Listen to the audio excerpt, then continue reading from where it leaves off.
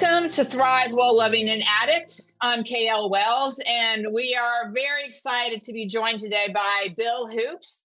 He's out of Tampa, Florida, which is on the other side of the United States from me. We're kind of in different weathers today, but he has a really interesting background that I think you all are going to appreciate today. Bill, like we were talking before, I want you to start with kind of your origin story where we can connect with you and know the journey that you've been on. And then we're going to flip to why do you do what you do now? Yeah. Cool. So listen, first, I appreciate you having me on. I know you've been doing this for a while. You've got a great audience, a really important topic and show. So I appreciate you having me on and allowing to share Absolutely. a little piece of our story. So Hmm. origin story, right? For me, I was born in South Jersey to an average middle class family that was just trying to figure out life and really Hmm. quite couldn't, right? They were 21 and 23 years old, my parents, and second child of my mother who had a child young at 16, second child of my father who had another child with a different person at 15. So, people just trying to figure it out. They couldn't. And I was Hmm. the victim of all of that, if you will. Split up after a couple of years, and then there was a huge custody battle because my mom wanted to move to Florida. She was following another gentleman who had some opportunity down here and wanted to bring me and my brother down to Florida. Dad wasn't having no parts of that. He was a real bad alcoholic. She was real bad on antidepressants and pills and things like that. And she had Hmm. a lot of mental health issues. He had a lot of mental health issues. So here I am at 6 years old. I'm the baby in the middle. Make sure you tell the judge your mom said this, and make sure you tell the judge your dad said Wow. that, and kind of just played out there, right? They figured all that out. I was able to come to Florida, moved to Florida when I was 6. Stayed here till I was about 9. Life was fine. I don't really remember much. There wasn't all that much stuff. I went and visited my dad every summer. It was okay. No big deal. 6 to 9. 9, dad did it good during the summer. Hey, if you come here, we'll be able to give you this, and mom can't give you that. And kind of convinced me to come live with him again in New Jersey. So 9, 10, and 11, this is kind of where I lived with him. And these were fun but chaotic years, right? I was Yeah. playing all my sports. I was in Little League. I was wrestling. I was all the things dad said he would do, I was able to do. But now that I'm living with him, I was also able to see him come home every night drunk, him high every night, him putting hands on my stepmother, whooping my butt, beating my brother, not being able to handle all these things that you don't hear over the phone or maybe during a summer vacation, right? So Hmm. lots to unpack in that 9 to 11 year range. Right. But moved back with mom when I was 11, and that's kind of where I stayed. The rest of my, teenage years was with mom. Dad passed away when I was 13. He committed suicide. He couldn't handle alcohol and drugs anymore. And on December 21st, 1992, 4 days before Christmas, he hung himself in his Hmm. own office building, right? So Hmm. December 22nd, 3 days before Christmas, I'm a 13-year-old boy getting a phone call from New Jersey that your father passed away because he took his own life, right? And Wow. funny, not funny, but think about it many years later. Funny is probably not the word to describe it, but at 11, when I was coming back to live with my mom, he said to me, he goes, your brother Joey's too old, your brother Patrick's too young. If you leave, I'll have nothing and I'll be dead within 2 years. Oh, wow. Kept his word. I can remember that as an 11-year-old boy, right? So Wow. Wow. So how did that affect you? how did that affect me? Well, Yeah. I'm 46 and still talking to a therapist about it, right? Okay. Yeah. Yeah. It has affected me in different ways throughout the years, if I'm being honest. Like as I've gotten older, my anger, my pain, my how could you turned into, man, I wish the resources that we had today were available back then. I wish more people would have reached out to you then that didn't, see the signs or know what was going on, or I wish somebody Hmm. would have took it a little bit more serious, or all these wishes that kind of this happened 1992, almost 30 some odd years ago, right? Hmm. And so as a 13-year-old boy, I'm feeling abandoned. How am I not good enough? What did you do? What did I do wrong? What if I would have stayed? What if I didn't leave? Hmm. Was I really that important to him? You play all these things for years, years and years and years and years. And yeah, so lots of self doubt, questioning, anger, pent up anger, and just questions. So So, Bill, how did this play itself out in your teenage years? And at what point did you really kind of dig into getting help? Yeah, so for me it was anger and separation, right? Not understanding Hmm. how a person can quit. So it literally changed my whole mindset on I can't quit anything. I can't change it. Like I've got to Oh, go, go, go. Because if I quit, I become him and he's a quitter and I can't be that. wow. Wow. However, I ended up shifting and quitting quite a few things in my life in order to be better. I left high school at 16. Yeah. And because mom, battering her own mental illness, now she's getting worse, things are going wild. And she says to me at 15 years old, I can't afford to pay the rent. We're getting ready to be homeless. I need you to go get a job. So at Hmm. 15, I'm going to high school full time, working two part time McDonald's and Checkers jobs, giving her one check, trying to be a teenager with another. And it was just a lot. It was just a Yeah. lot. So Hmm. then you turn to the boys in the street. You start smoking marijuana. You start hanging out at parties. You start doing the same thing that most teenagers without a Hmm. good support group end up running into. Because as people, whether you're the black sheep, the white sheep, the billy goat, we're herd people. We need people. You know. Right. So if we don't get that locally, naturally, nature versus nurture, then we go out and we seek it. And if we don't seek it in the right spots, we start making some of the wrong decisions. So at 16, I dropped out of high school. It was my worst year of my teenage years. I dropped out of high school, started Mm. arguing with my mom, fighting with my brother, not coming home, getting arrested for marijuana possession as a juvenile, which I think was God's intervention because they put me in one of those scared Hmm. straight programs and I Hmm. had to do a jail tour at 16. Never been in trouble again in my life. Never. I'm sitting down, but I'm only 5'6", about 175 pounds. I would Hmm. not have survived well in jail. So Hmm. I learned at that point, 16, like, okay, you can hang out, you can do, but there has to be barriers. There has to be limitations, or you're going Hmm. to fall into the same trap of everybody else. My older brother Jason, great man today, but did not get in trouble as a teenager. Right, we grew up in the Hmm. same house. He spent a couple years in and out of jail, in and out of prison. But Hmm. thankfully, at 25, even he figured his life out, and now he's been married for 20 years and doing good, and never went back to jail. So. Uh, Great.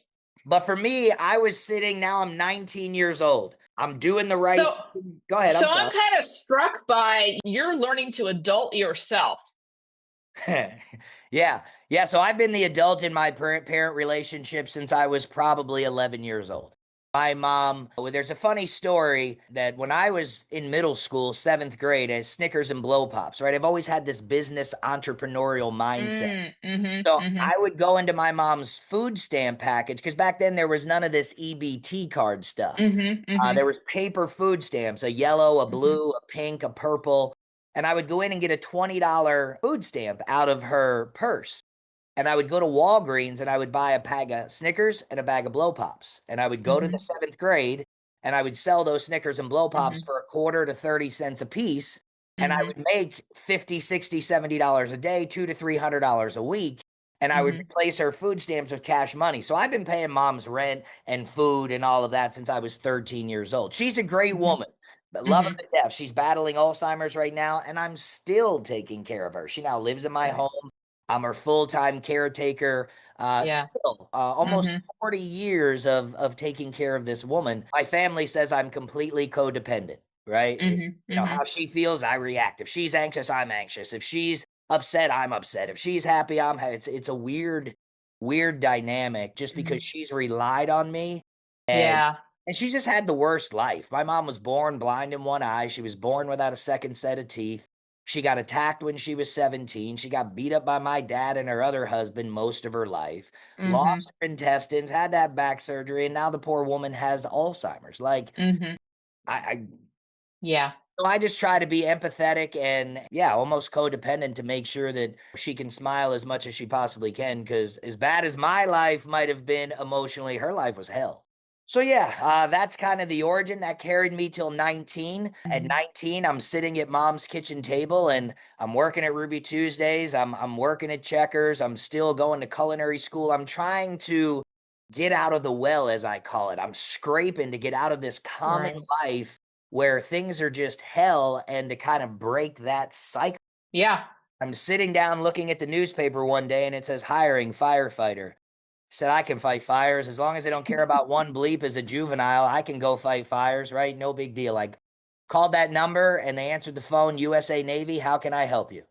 So it's called a blind ad. They just put it out there Mm-hmm. and Mm-hmm. military. And I said, you know what, dude? I don't know. How can you help me?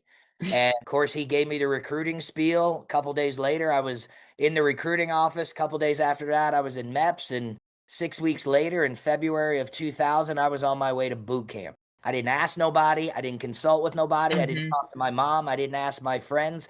Every single one of them would have told me, don't do it. It's a big mistake, right? Because people are selfish and they want you there so that you don't Mm-hmm. go away from them and they can get whatever they want out of you. Yeah, yeah. And so this was your way out.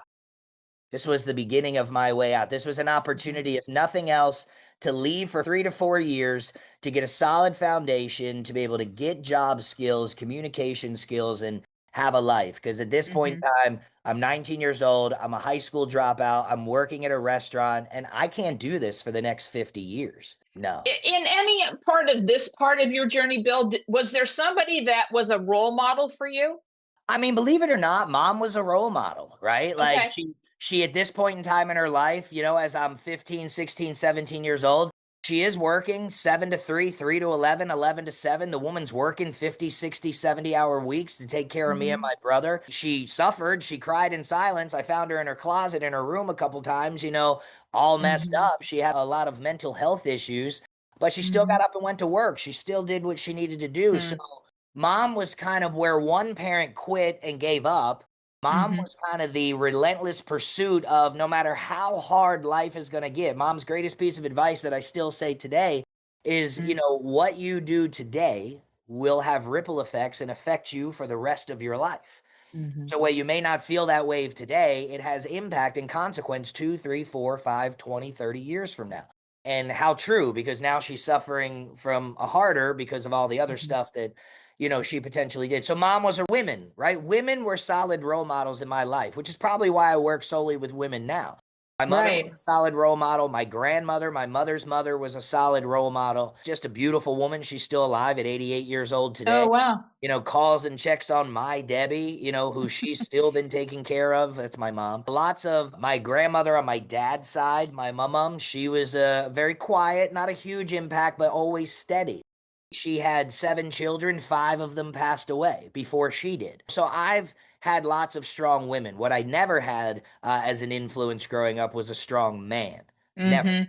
Never. Mhm. I had men that came in and floated, whooped your butt and left, took what they could and left my mom high and dry, beat her up and left. That was my whole example of a Mhm. positive man. We had one little stint. She was married to a guy named Bill for about 8 years. He was a good dude, but he came with 2 daughters. One of those daughters got murdered back in 2004, and Oh, that's wow. split up. Yeah, it was my sister of Mhm. 10 years through marriage. Then that split them up. They couldn't survive that death. He fell apart and couldn't handle it. It was his daughter. My mom, he just couldn't figure it out. So they ended up getting divorced. He ended up Mhm. passing away about 4 years ago of lung cancer. And, but other than that, I really have had no, and I never allowed him to get close to me because I was so shut down to men at that point. He could have been the greatest guy in the world. He would have never had a shot because Right. he wasn't open to, I was the man. That's just the way it is. Everybody Mhm. else, no one else was going to get that opportunity. So yeah, so that was that. And then I joined the Navy at 19, and this Mhm. is where my life truly changed and took off. I still get emotional when I think about it. Mhm. So yeah, I mean, really, I just kicked in the door. The Navy gave me purpose. I went into the Navy with, I'm the kind of person, if you give me, here's what you got to do. And if you do this, you get this. And if you do it really good, you get this. And if you do it Mhm. great, oh man, Mhm. watch out, you get this. Mhm. So I had no wife. I had no kids. My mom was taken care of. I was making good money from 20 to 23. I Mhm. was just locked into the Navy and everything that I could get out of it. And I got promoted 5 times in my first 3 years in the Navy. And I went from, E1 to E5 overnight. I mean, it was Mhm. really, really fast. Mhm. Um, yeah. And then in 2003, I met my wife, my second wife. I skipped over my first wife. Okay. That was real brief. It was real brief. I met her. I met That was a her. trial. Yeah, it really was a trial. It was a trial. It was a Uh, trial into if you don't get yourself fixed, you're going to be divorcing women the rest of your life, like your mother and father did. mhm. So it really, I try to take everything as what it is, right? So that was a great gift. Yeah, it really was. Yeah. I met Jody. She was my first wife. She was addicted to snorting heroin when I first met her. And, need somebody to take care of. Can't find no stable person. That would be Right. need somebody to Right. take care of in order to be codependent on their thing, because then I feel like I have my own worth and value, right? Yes. How Yes. Yes. absolutely crazy. Yeah. Um, so Well, anyway, this gets into the patterns we're going to talk about a little bit down the road. yeah, Yeah. So because there's great. certainly patterns. Self-destruction is Hmm. real. I am my own victim of self-destruction. When things are going well, I have to find a reason why they're not. It's there. There are certainly patterns, but I met Jody 6 months before I was supposed to join the Navy, helped her get off heroin. Because of that, we fell in love. And then I said I wanted something better, went to boot camp, went to A school. She was still around when I came back, so we got married. And then Hmm. the Navy was like, hey, you're now a new sailor. You're assigned to this ship, and that ship is leaving for deployment for 7 months in 2 weeks. Hmm. So my first year in the Navy, I was away from her for 10 months, right? Hmm. You don't expect somebody who's only with somebody 6 months, then they're gone a year. Like, she got lonely. She started doing her thing and whatever. She found somebody. And thankfully for her, she's now been with that gentleman for 25 years, right? Great. That was Great. supposed to be her guy. Hmm. For me, it wasn't. I became a single sailor, and that was okay for about 18 months until I met my current wife, Alicia, who I've been married to now for 23 years. Uh, Congrats. and have two adult grown children at 24 and 20. And yeah, I was able to use the Navy for everything that I could. I left the Navy after 16 years of service as a chief petty officer. So I made it all the way up Hmm. to the rank of E7. Hmm. I went back to college. My wife got a bachelor's degree and a master's degree. I'm watching her go to school. I'm like, that's easy. I can do that. And so I did. I went back to school at 26 Hmm. years old. I got my bachelor's degree from Liberty University in child psychology. And Hmm. then a few years later, at 32, I went and got my master's degree from Eastern Kentucky University in youth policy development. So, uh, Okay. So, okay, question. Because you yeah, can just talk. I can. Um, I'm sorry. Sometimes I can go. I'm going to grab you. Yeah. So super curious as to why did you choose the child psychology degree? Yeah. So, I joined the Navy as a troubled child, Hmm. right? As a Hmm. person who felt like nobody understood me, nobody could hear me, nobody could see me. I had very little friends. I still have very little friends. You can tell my energy is off the charts, right? Hmm. Hmm. I still have very little friends. I walk into a room, and if it's not a room of executives and CEOs, and people get overwhelmed by me, right?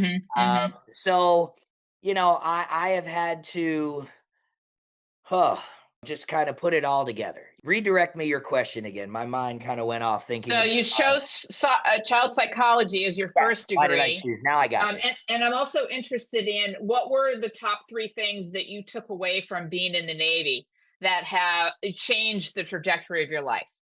Sure. So top three things. Why did I go get a child psychology degree? So back on track. Sorry, my brain went back to thinking about Okay. school and I lost my thought. So I went back to child psychology because I was a kid who needed somebody to hear them, right? I felt like my Hmm. mom was a young teenager who got hurt repeatedly and needed somebody to hear her. So I've always kind of guided towards kids. Then the Navy, I took a tour in recruiting because I met my wife. She was going back to North Carolina. I was in Virginia Beach. I took orders to North Carolina and I became a recruiter. And I really liked recruiting. This is my first exposure to being Hmm. back in high schools, working with kids of all different environments, working Hmm. with teachers, working with families, and helping kids do what I did. I just told my story. Hey, I'm a Hmm. 16-year-old kid who dropped out of high school, lost his dad at a young age, who always took care of his mom, who's now joined the Navy, who is starting to live a stable life. I'm making 60, 70, $80,000 a year as a 24, 25-year-old guy. And So when I went back to school, I feel like I was initially led. I'm a religious person. I believe in God. I'm Mhm. saved. I'm a born again Christian. When they did a read of my transcript from high school and from my Navy experience in the Navy schools I went to, Mhm. they gave me a list of degrees that I could use my already used credits for in order Ah, to okay. maximize my time. So Yeah.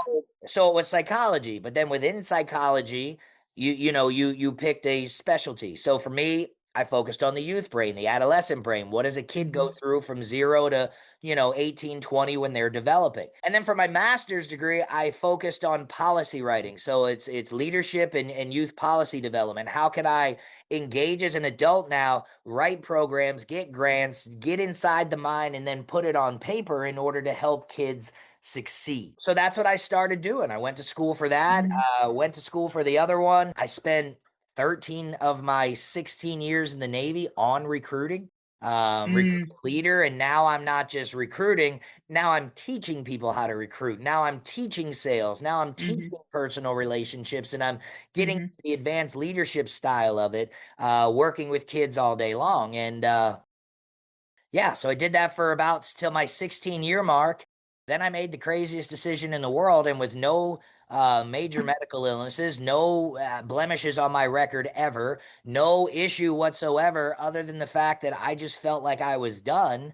I walked Mhm. away from the Navy at 16 years, 4 years away from retirement, and started my life completely over. And so, what was the impetus for that? And I'm also very curious as to this journey feels like breaking generational patterns for you. Yeah.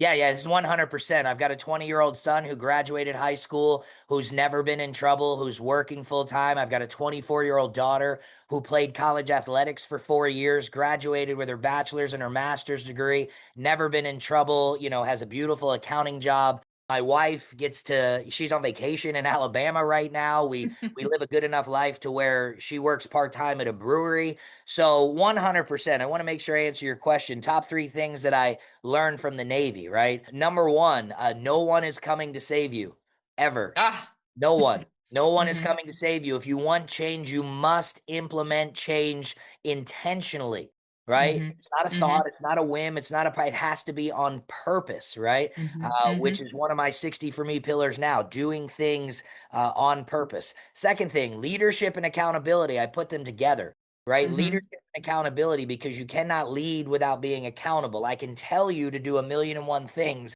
but if I Mhm. don't show you and then make sure that you've done it, it doesn't matter, right? So Mhm. leadership and accountability.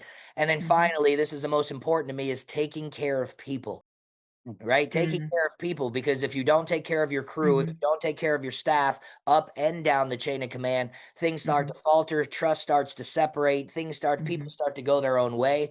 So Right. making sure that you're taking care of people, right? Why did I get out of the Navy? Fatherhood. Ah, okay. That's it. It's the Yeah. sole reason, fatherhood, right? Mhm. I did not have a father, and I promised myself no matter what happened in my life, I would not be an absent father. I just wouldn't. Mhm. As long as Mhm. life kept me breathing, I would be Mhm. present, so present. They're like, bro, can you back up a little bit? Right? So present. But I'm recruiting. This is 2015. I'm recruiting in Tampa, which is where we plan on getting out. My wife is getting ready to graduate with her bachelor's degree in teaching and become a teacher. She's working on her Florida State certification. My daughter is highly involved in travel softball. See, softball, it's my life, right? Yes, yes. Highly involved in travel softball at this point, chasing opportunities. My son, no big deal. He's like 7, 8 years old. Good relationship with grandma, but no real impact on him that much, right? But I really put a lot of thought process into this. And, they wanted me to go to the West Coast, out your way. They gave me San Jose, San Diego, Mhm. Minneapolis, Salt Lake City. They were trying to take these East Coast sailors and put them in recruiting out there, and these West Coast, it was crisscross applesauce for whatever reason, right? And they called my bluff that I wouldn't walk away as a 16-year chief, because no one walks away from a Mhm. retirement. If I lived to be 75 years old, I walked away from probably $6 million, right? Mhm. Yeah. Um, but whatever, when you don't have nothing, money don't Mhm. matter. It's like, dude, I used to eat, Denny Moore's stew out of a can and didn't even have a microwave. You know what I'm saying? So Mhm. I hear you. So you're threatening me with money, like, so I just in my mind saw us transferring, my wife having to get another certification in another Right. state to come back Mhm. here to get another certification. My daughter would have been graduating high school at the time, would have found a college out there more than likely, a boyfriend out there more than likely. Now I Mhm. just transplanted her over there for Mhm. retirement. Maybe none of that ever happens, but it could have. So Mhm. my options were get out, which nobody Mhm. thought I would do, transfer and take everybody with me, which I just gave you the inconveniences of that. And, Right. and the other one was go be a geo bachelor, meaning leave my family here, let them continue to do Mhm. their thing, and then I'm over there and come home on weekends and holidays and all of that. But Mhm. that leaves out the night that my little girl comes home with a broken heart and needs her daddy's shoulder to cry on. That Mhm. leaves out my son, just throwing ball with him in the backyard on a Tuesday night and building a bond that I Mhm. wanted so long for my whole life. Right. So I told them I Yeah. was getting out, and they laughed Mhm. and they were like, whatever. And I was like, no, listen, like I'm getting out, even all the way to the last day. I got my DD 214 in one folder and orders to another station. And the CO says to me, Chief, if you sign this one, we can get you going and no harm, no foul. But if you sign this one, you are separated and you will have no further benefits. And I looked life in the eye and I said, permission to go ashore. And I signed the DD 214 and 24 hours later, I was separated from the Navy and everything that I had worked for my whole life uh, Right.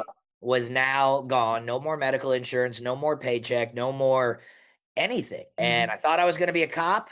And I got hired by the Hillsborough County Sheriff's Office to be a police officer. I lasted in that 3 weeks. And then I just thought schedules. And this is where, early 2000, this was 2015, 16, all these police shootings and all these things were happening. And I'm just like, Mhm.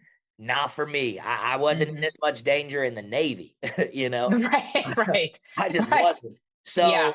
So I signed out of Mhm. that and I became a school teacher. I went back to kids and I became a middle school social studies teacher teaching American government for 4 years Mhm. until I ventured out in entrepreneurship. And for the last 6 years, I've been running, well, 8 years for Florida PGF, 4 years for Lead Your Mm. Journey, now just about a year for Clutch Creative. So since separating from the Navy, a lot of good things, became a teacher, opened my own companies, working, independently, lots of bad things, went through a bankruptcy, mom's got Alzheimer's, taking care of things. So life Sure. continues.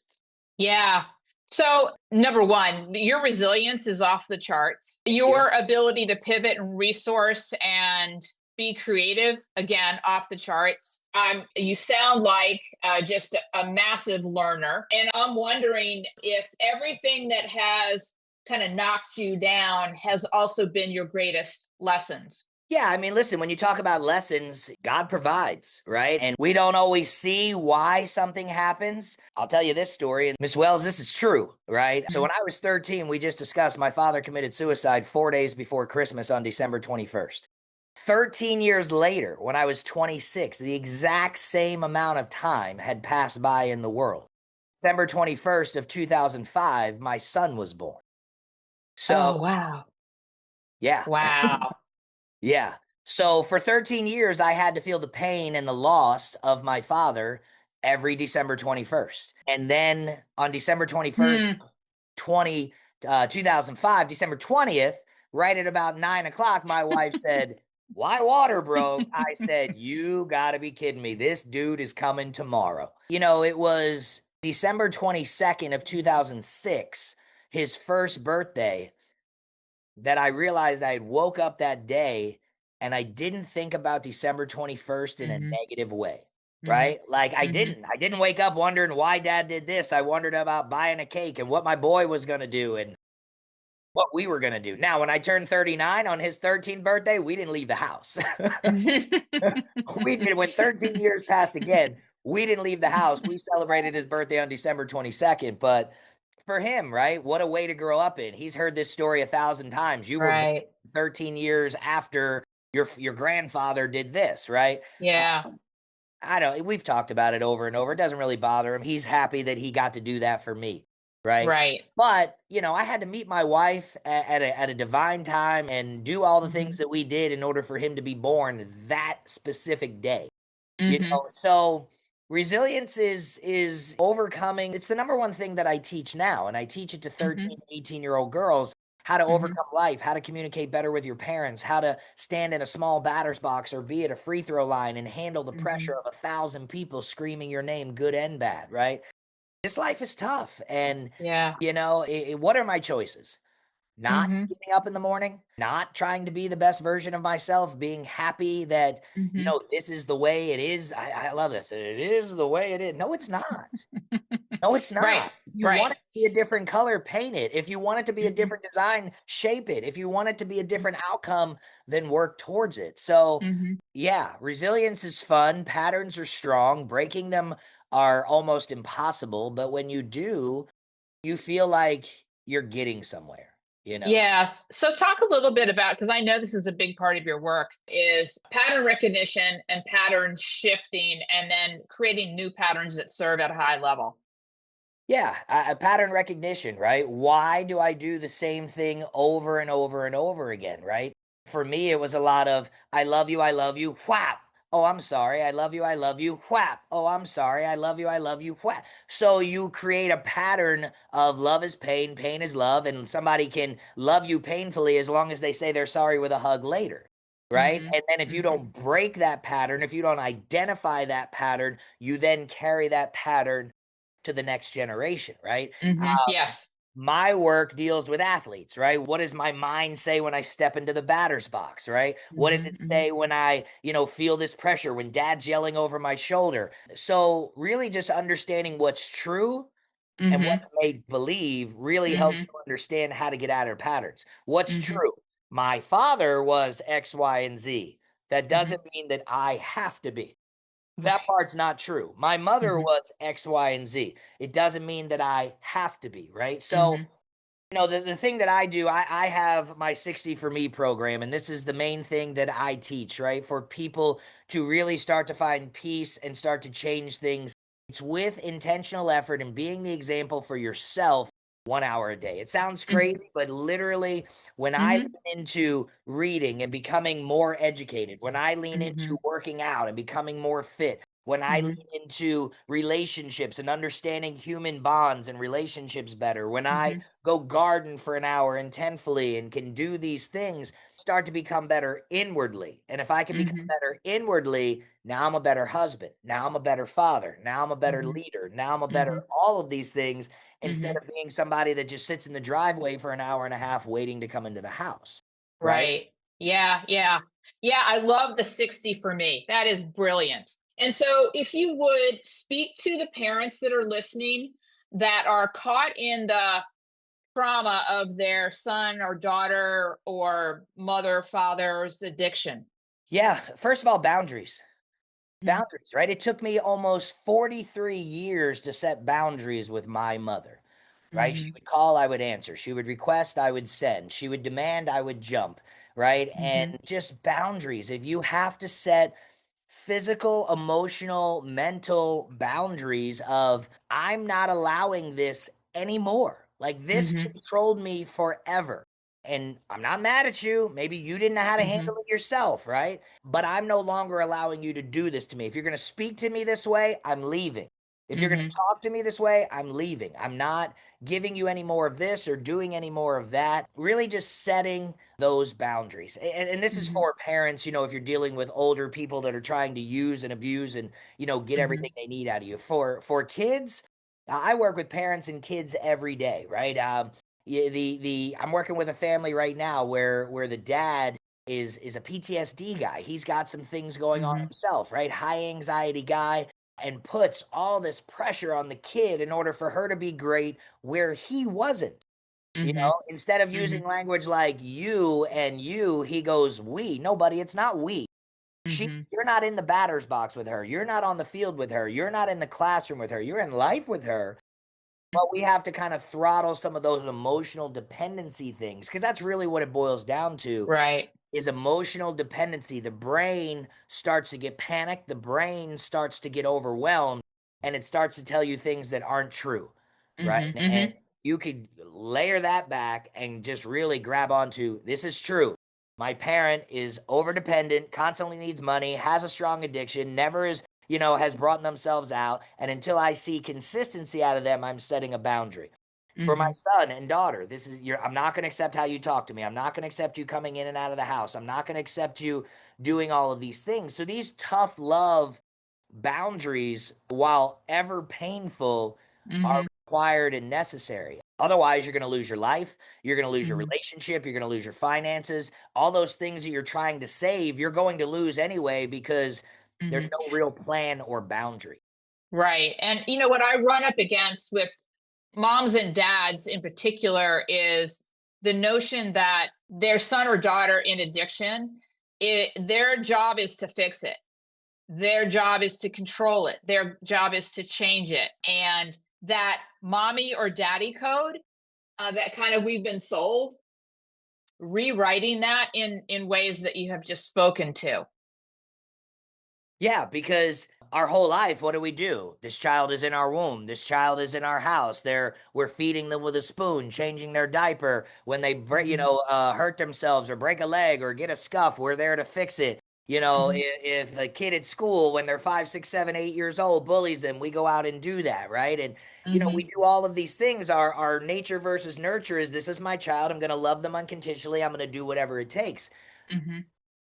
but you're feeding in to allowing them to not have any consequences, not have any Hmm. drawback, not have any reason Hmm. to change, right? And Hmm. so for the maternal paternal instinct, it's extremely hard to sit there and watch your child suffer and Yes. potentially die, right? Because of Right. what you're doing. Yes. And so we just want to intervene and we want to fix it. But the difference is when they're these babies that we're raising, their cognition is not all there, right? They still Hmm. love us. They still understand that addiction, those endorphins, all of that hasn't been attacked. Well, now a substance, alcohol, mental disease, drugs, that now has a hold of that brain. Rational Hmm. thought, and while you're sitting there going, if we only, they're just Hmm. thinking, need it, need it, need it, need it, need it. How can I get it? I'm going to get it through you. Well, you Hmm. set boundaries, and we don't do that because Hmm. what if the boundary I set is the last time I talk to them? They leave the Hmm. house, they OD. The last thing that I could have saved. Hmm. Okay, right? Okay. Yeah. Then get a licensed professional, get somebody in there, hold an intervention, and do the best that you can do. But at the end of the day, I told you earlier, my grandmother lost five, children. My dad committed Hmm. suicide. And my aunt was murdered in a heroin deal. My other aunt got into a car accident, a heroin deal. My uncle Ricky overdosed on heroin. And I think I don't remember how she lost the other one, but Hmm. just lots of drugs, and family Right. never set boundaries. Never. They were all Hmm. doing it with each other, and Hmm. it's Hmm. just so for me, boundaries are huge, right? Physical, emotional boundaries are huge. I don't let people attack my peace anymore because if you do, now I get off track. Now my Hmm. family suffers. Hmm. But it's hard. It's hard to disassociate Hmm. yourself because you feel like I don't know. People often think they're more important than they are. I'm the one that's going to save them. I'm the one that's keeping them alive. No, you're the one that's enabling Hmm. them. You're the one that's Hmm. giving them money. You're the one that's allowing them to still have cop outs to do these things. Right, right. Yeah. And so, how you have talked about this, it very much feels like you're very grounded and centered in your life's purpose. Yeah. And that 60 for me absolutely serves that. Boundaries serves that. There's a recognition that all that you are doing for yourself is to be able to live into your purpose and impact lives. Yeah, I mean, the whole purpose of 60 for me is better me, better them, right? Hmm. I can't go Hmm. out as an addict, as a parent, as a child. I can't go out as anybody and Hmm. refill somebody else's cup if I'm anxious, nervous, addicted, drug-ridden, dehydrated, Hmm. overweight, uneducated. I can't do anything. I'm hoping Hmm. on the kindness and help of others while running myself into a brick wall every day. Right. Right. So when I got Hmm. out of the Navy, I went through a deep silent depression. I didn't announce it. I was happy. I was moving positive in the wrong direction, running some Mm. businesses, taking care of people, being a good husband, being all of these things. But I Hmm. slowly started ticking up. By 2020, I was 230 pounds. And Mhm. I went from a male primary environment, working out left, right, left, to becoming a teacher, a female environment where they wanted to feed this sailor cakes and cookies every day. Right, right, right. You know what Yeah, I'm saying? yeah, And yeah, yeah. so you get lost in your life. You get lost in what you're supposed to be doing for the world. And especially as men, too often we go, well, I can't do that because it's selfish. I can't go out there because it's selfish. I can't do this, but you can, because if you don't, you're going to end up Mhm, overweight, high blood pressure, high cholesterol, heart attack, disease ridden, men and women, mhm, addicted, codependent. I just feel that if people would look inwardly, they would be able mhm. to help so many people. It's not a you. It's take Yeah, care of me. Let me become yeah, the best version of me and then spread and help everyone else, right? Because the top of right. the mountain is boring by yourself. Yeah, yeah, yeah. Well, I talk about it as an inside out job. Okay. We've been raised to orient to the world around us, letting us know if we're good enough, we're worthy enough, we're valuable enough. Yeah. And what we're talking about here is inside, you are. Yeah. Yeah. And Self-worth and self-value. Yeah. yeah, and therefore you do all these things to take care of yourself so that you can do your life of service. Yeah. Yeah, I mean that's under different words and a different chapter heading. That's the same concept, right? Is being Hmm. consistent, taking care of everything that you need to inwardly and outwardly, so that people around you get a better version of you and can thrive for sure. Hmm. Yeah, and I think we can Yeah. do that no matter what your situation. You're a parent taking care of a Hmm. child that has addiction. Become the best physical specimen, mental specimen yourself and learn Hmm. and educate. Stop, don't just guess. Don't just go by the cuff. Learn and educate yourself on the brain, on addiction, on how it works, on how to break cycles. That's what you want to truly help the person that you love that's suffering. Learn about the disease, become the example, become the best version of yourself. And Hmm. lean into them. And if they don't want to change, they won't, but ultimately Hmm. you'll still be better because of it. Absolutely. Yeah. That's the whole notion for me around thriving Yeah. was I chose to thrive in the midst of my son's addiction and knowing full well that he may survive this, he may not survive this, but I was going to be thriving if or when he ever popped out the other side. Yeah. Yeah, because otherwise you're like my grandmother who's sitting there and is silently just withdrawing and turns into just this sad, depressed woman who has lost all these children who had no idea why, and life just gave her this, right? If we don't as Hmm. parents set Hmm. boundaries, you can't save them all, right? So No. if your child gets addiction, if your family member gets addiction, if your parents, some of them can be saved and find a life and continue to move, but many of them do not, and they take Right. a lot of us down along with them, you know? Yeah. Yeah. Yeah. And so, in the work that you're doing with girls in softball, which I love, what are the three main things that are most important that you want them to walk away with having learned in working with you? Yeah, I mean, it's almost the same 3 things that I told you that I was taking out of the Navy, right? I mean, Mhm. it's Mhm. I run the program not as a military program, but with these same concepts, right? Being a good leader, having a solid foundation, believing in yourself, being Mhm. intentional, being the example. A girl comes to me and there's, just like addiction development, right? In kids, in softball, in any sport, youth, adolescent sports, I believe there's 3 development stages. There's that 0 to 12. That 0 to 12, your Mhm. kids do what they're told. Play this sport, you're on this team, wearing this color, play this position, clean your room, eat your broccoli. They kind of just do what they're told, right? Mhm. And then at 12, 13, maybe sometimes 11, depending upon cognitive ability, the house, DNA, and all of that, they start to wake up. Well, I don't want to Mhm. play left field. I want to be a second baseman. I don't like broccoli anymore. I like green beans. What do you mean clean my room? Who are you talking to, right? And then, that's like 12 to 15 where we start to wake up, figure out who we are, self-identify. This is where a lot of my work is done, in that 12 to 15 range, because Mhm. this is where girls are waking up and they start to get pressure from the world. And in the athletic world, I have to be the best. There's national rankings and college Mhm. scholarships already Yeah. 14, 15-year-old girls. So they're Yeah. having fun for X amount of years to now it's Mhm. work. And if it's work Mhm. and I'm Mhm. aware, now everybody's looking at me. And if I'm no good in the game, well, then that just means I'm no good. Mhm. Right. So I Mhm. work with girls in identifying their own identity, who you are as an individual. You are not the Mhm. game. The game is just something that you do. Mhm. right? And Mhm. if my game is just something that I do, that's like combing my hair, brushing my teeth. I'm going to have days that I do it well. I'm going to have days that I don't do it well. But it doesn't Mhm. mean that I, as an individual, are no good. So we help them self identify who they are as a character, right? Who they are as an individual, what they bring to the scene. We also help them identify one of the things I told you about, truth versus reality. What's the Mhm. truth? The truth is, I'm a 14-year-old girl who wakes up at 7 o'clock in the morning, goes throughout school all day, gets out of school, goes to lessons, goes to practice, does homework, barely has any time. I wake up the next day. Well, if I go 0 for 3 in the tournament, that still means I'm 95% above most girls who are just sleeping in on a Saturday and doing nothing.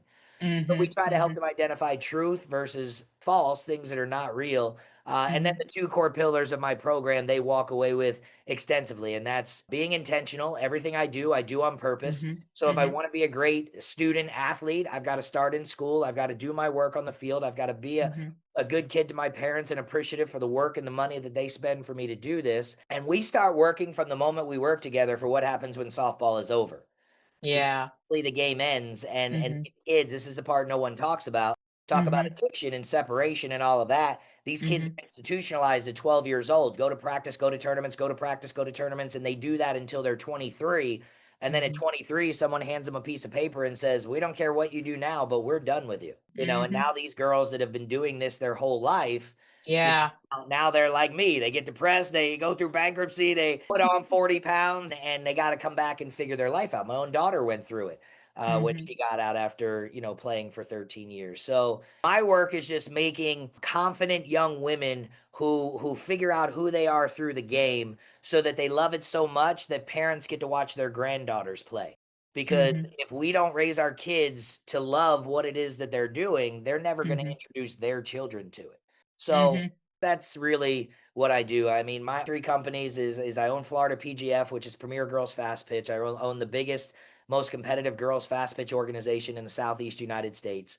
Put on about 30 to 35 high level tournaments every year in the Southeast, helping Mhm. tens of thousands of athletes connect with college coaches and get scholarships. And then Lead Your Journey is the 60 for Me Lead Your Journey program. This is my online in-person coaching program where I work with the girls and the families and help them break these cycles, help them break these things. And I never Mhm. intended it, but I'm actually Mhm. finding myself working with the parents and helping them Mhm. break their Mhm. emotional patterns of how their Mhm. parents treated them so that Mhm. I mean, that's what I wrote my book about. Leading Her Mhm. Game, the book that I wrote, is Mhm. for parents who want to emotionally connect with their high functioning athletic daughter and have Mhm. a good cognitive balance to be able to have tools to speak to them. Because most moms didn't have these opportunities when they were young, Right.